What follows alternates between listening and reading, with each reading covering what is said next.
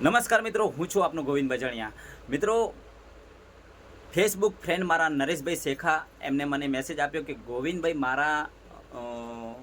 મારા વિસ્તારની અંદર એટલે કે લાલપુર વિસ્તારની અંદર જામનગરની બાજુમાં આવેલું લાલપુર, ત્યાં આગળ દેવી પૂજક સમાજના 5 બાળકો છે નિરાધાર મા બાપ વગરના. તેમને રહેવા માટે ઘર નથી અને તેમની આર્થિક પરિસ્થિતિ ખૂબ નબળી છે. તમે જોઈ રહ્યા છો 5 માસૂમ બાળકો અને એમના મમ્મી પપ્પા એક્સપાયર થઈ ગયેલા છે અને મા બાપ વિનાના છે. તો એમના મને મેસેજ આપ્યો નરેશભાઈ શેખા, એમને જણાવ્યું કે ગોવિંદભાઈ આ પરિવારને મકાન નથી અને આપણે મકાન બનાવવું છે, તો તમે સહયોગ સપોર્ટ કરીશો. તો હું બનાસકાંઠાથી આવી ગયો છું જામનગરની બાજુમાં આવેલું લાલપુર.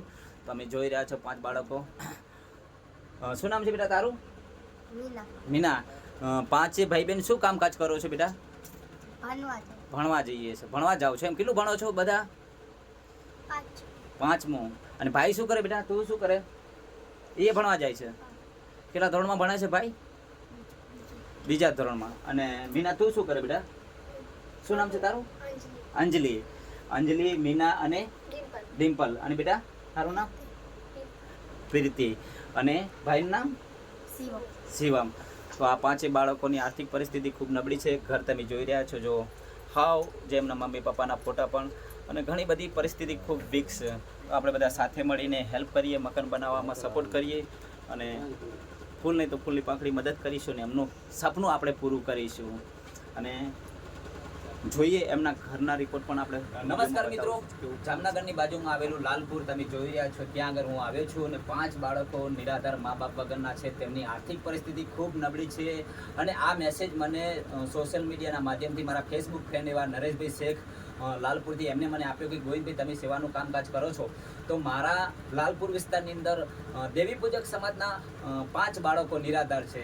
તો આ માસૂમ બાળકો તમે જોઈ રહ્યા છો, તેમની આર્થિક પરિસ્થિતિ ઘણી બધી નબળી છે. એમનું મકાન પણ રહેવા માટે સારું નથી અને ઘણી બધી મુશ્કેલીઓ છે. શું નામ છે બેટા તારું? ડિમ્પલ. બેટા તારું? મીનાબેન. ભણવા જાઓ છો 5 ભાઈ બહેન? અને ચોમાસામાં તકલીફ પડે છે અને જમવાનું બધું હાથે બનાવો બેટા? હાથે બનાવો. તમે જોઈ રહ્યા છો 5 બાળકો પોતાનું જમવાનું હાથે બનાવે છે.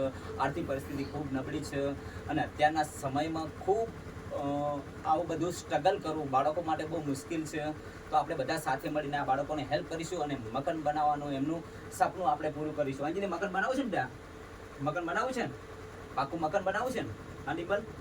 બનાવીશું ચોક્કસ. તો આપ સૌને મારી વિનંતી છે કે મિત્રો આ વિડીયો વધુ ને વધુ શેર કરો.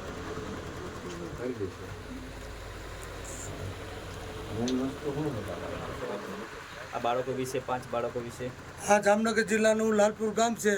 લાલપુર ગામની અંદર દેવી પૂજક સમાજમાંથી જે બંનેના બા અને બાપુજી છેલ્લા 2 વર્ષથી મૃત્યુ પામેલ છે. તેમને 4 દીકરીઓ છે અને 1 દીકરો છે. નોંધાલા મૂકી અને નાનો બાળકાને મૂકીને મા અને બાપુ 2 ઓફ થઈ ગયેલ છે અને આર્થિક પરિસ્થિતિ ખૂબ વીક છે. એટલે મકાન પણ સારું રહેવા લાયક નથી અને જમવા પૂરું પણ મળતું નથી એવા ફાફા છે.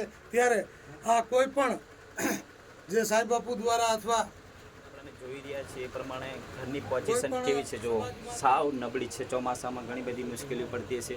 અને નરેશ દાદા જેમ કે મને મેસેજ આપ્યો હતો નરેશ દાદાએ, તો નરેશ દાદા થોડુંક બાળકો વિશે મને જણાવશું.